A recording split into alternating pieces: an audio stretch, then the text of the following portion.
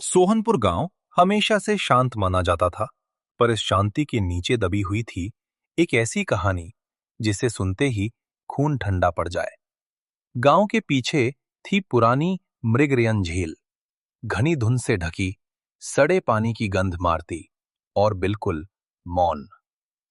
दिन में भी उस पर पक्षी नहीं उतरते थे और रात में कोई उस तरफ नजर तक नहीं करता था।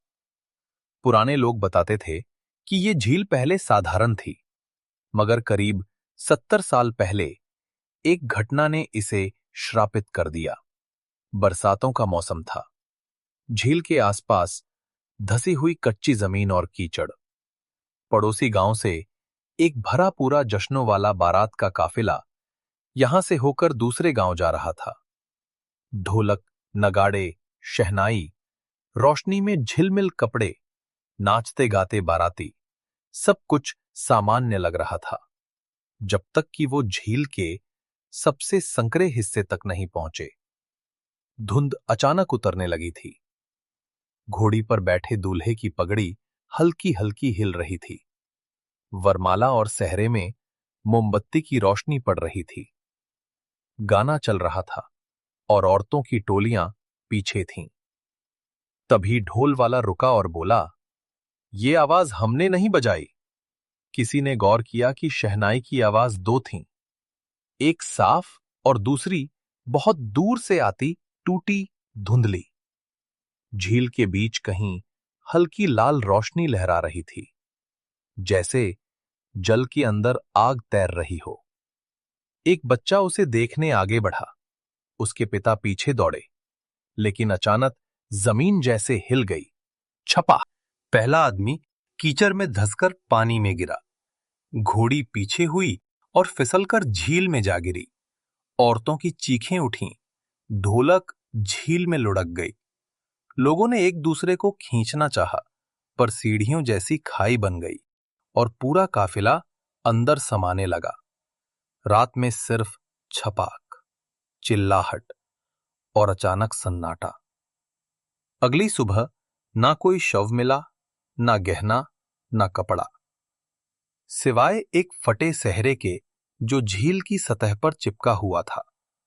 उसके बाद लोग कहते हैं कि उस बारात का श्राप हर साल उसी रात वापस आता है। ढोल की थाप और शहनाई की टूटी गूंज, पानी के अंदर लहराती रोशनी, सब वही, हर बार। सालों बाद इसी गांव में रहने वाली एक दादी के पास उसका पोता शिवम शहर से आया। उसके दो दोस्त भी साथ थे, राघव और देव। उन्हें ये सब अंधविश्वास लगा। दादी ने सख्त लहजे में कहा, "कल अमावस है, उस रात उस झील की तरफ एक कदम भी मत रखना।" शिवम हंस पड़ा। "दादी, आपकी ये कहानियां हमें नहीं डराती। भूत प्रेत कुछ नहीं होता।" दादी ने आंखें तरेरी। "बेटा, वहां से लौटना सबके बस की बात नहीं।" मगर जिज्ञासा का कीड़ा तीनों के सिर में पहले ही घुस चुका था। अमावस की रात गहरा गई थी। आसमान में एक तारा भी न था। गांव मानो किसी ने बुझा दिया हो। तीनों अपनी जेब में टॉर्च और मोबाइल डालकर निकले। रास्ते में अचानक कितने ही कुत्ते दिखे, मगर सभी चुपचाप एक ही दिशा में देख रहे थे। जैसे जैसे वे झील के नजदीक पहुंचे, ठंड असामान्य रूप से बढ़ती गई। हवा नहीं चल रही थी, फिर भी पेड़ों की टहनियां फुसफुसा रही थीं। झील तक पहुंचते ही एक अजीब सड़ी गीली बदबू आई, जैसे पुराने कफन भिगो दिए गए हों। देव ने कांपते हुए कहा, "कोई जानवर तो नहीं मरा?" राघव ने टॉर्च फैलाते हुए बोला, "चुप रहो और वापस मुड़ने की सोचो।" तभी ढम ढम ढम, ढोल जैसी आवाज तैर कर आई। तीनों जड़ हो गए। फिर बहुत धीमी शहनाई की लहर पानी से उठती हुई सुनाई दी, लेकिन वो धुन वैसी नहीं थी जैसी शादियों में बजती है, जैसे कोई बहुत पुराने समय की टूटी बांसुरी हवा में पड़ी हो। शिवम ने दबी आवाज में कहा, "नाटक कर रहे होंगे गांव वाले, डराने के लिए।" अचानक उसके पैर के नीचे कुछ सरकता हुआ महसूस हुआ। उसने टॉर्च झुकाई। गीली मिट्टी में उभरी थी उंगलियों जैसी लकीर, अनदेखा हाथ मानो पांव के नीचे से खिसका हो। राघव ने फुसफुसाते कहा, कुछ गड़बड़ है, चल निकलते हैं। तभी झील के बीच लाल रोशनी दोबारा झलकी, इस बार ज्यादा साफ, जैसे जल के नीचे कोई दिया रखा हो। रोशनी के इर्द गिर्द जैसे साए तैरते हुए लगे, और उसी धुंध में किनारे के पथ पर 4-5 काले आकृतियां खड़ी थीं। पूरा शरीर नहीं दिख रहा था, पर उनका रुख उनकी तरफ था। उनमें से एक ने जैसे हवा में हाथ जोड़कर नमस्ते किया, बिल्कुल वैसे जैसे बारात आने पर स्वागत किया जाता है। देव ने डर से मुंह ढंक लिया, मैं जा रहा हूं। तीनों तेजी से पलटे, लेकिन रास्ता जैसे धुंध में घुल गया हो। आवाजें बदलने लगीं, कुछ कदमों की, कुछ फुसफुसाहटों की। देव पीछे ही रह गया था। अचानक एक कराह उसके मुंह से निकली। दोनों ने देखा, उसकी टांगे किसी ने पीछे से पकड़ रखी थीं, पर कोई दिखाई नहीं दे रहा था। मिट्टी उसके पंजों के आसपास धंसती जा रही थी। टॉर्च की रोशनी पड़ते ही झील के पानी में लहर उठी। पानी से निकला एक सड़ा फूला हुआ हाथ, जिस पर टूटी चूड़ियां अटकी थीं। वो देव की कमर लपेटने लगा। देव की आंखें बाहर आ गईं। उसकी आवाज गले में घुट गई। उसने चीखने की कोशिश की, लेकिन उसका मुंह आधा पानी में समा चुका था। झिलमिलाती रोशनी के ठीक नीचे उसकी परछाई गायब हो गई। शिवम और राघव भागे। पीछे से किसी के गीत की परछाई गूंजी, बन्ने रे बन्ने। आवाज में घुटन, पानी और मिट्टी घुली हुई थी। सुबह होते होते दोनों गांव पहुंचे। चेहरे पर खरोंचे, कपड़े कीचड़ में सने। देव गायब।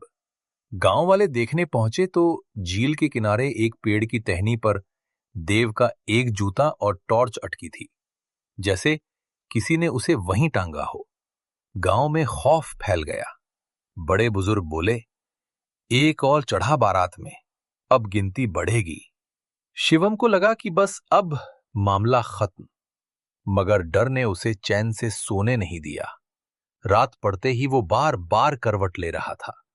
करीब आधी रात उसने खिड़की के बाहर से धीमी सुबकने की आवाज सुनी। लगा दादी रो रही होंगी, मगर आवाज उनके कमरे से नहीं, बाहर से आ रही थी। उसने धीरे से पर्दा हटाया। धुंध उठ रही थी। झील का पानी दूर होते हुए भी चमक रहा था। उसी में कुछ आकृतियां खड़ी थीं। उनमें से एक के हाथ में देव की वही टॉर्च थी, और दूसरे के कांधे पर वही जूता, और बीच में एक साया जिस पर पुराना सेहरा सड़ा हुआ लटका था। शिवम का गला सूख गया। उसके पीछे हल्की आहट हुई। उसने बिना सांस रोके पीछे मुड़कर देखा। राघव खड़ा था, लेकिन वो राघव नहीं था जैसा सुबह था। उसकी आंखें भीतर धंसी हुई थीं, होठ सूखे और उनके कोनों पर गीली काली मिट्टी चिपकी थी। उसकी उंगलियां नीली और सड़ी हुई लग रही थीं। उसने बहुत धीमी आवाज में कहा, चुन लिए गए थे हम 3, एक और चाहिए था। बारात अधूरी में ही रहनी चाहिए। शिवम ने पीछे हटना चाहा, मगर जमीन जैसे जकड़ गई। फिर बाहर से आवाज आई, ढोल ढोल ढोल, और उसी पर टूटी शहनाई, और फिर औरतों की एक फुसफुसाती कराह, चलो बन्ने। उस रात शिवम भी गायब हो गया।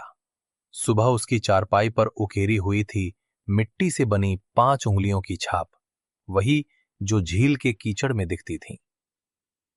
उस रात के बाद गांव वाले हर अमावस को दीवारों पर लाल रंग या हल्दी से हाथों के निशान बना देते हैं, ताकि झील के बाराती सोचें कि उनका स्वागत पहले ही कर लिया गया है और वे किसी को खींचने अंदर ना आए।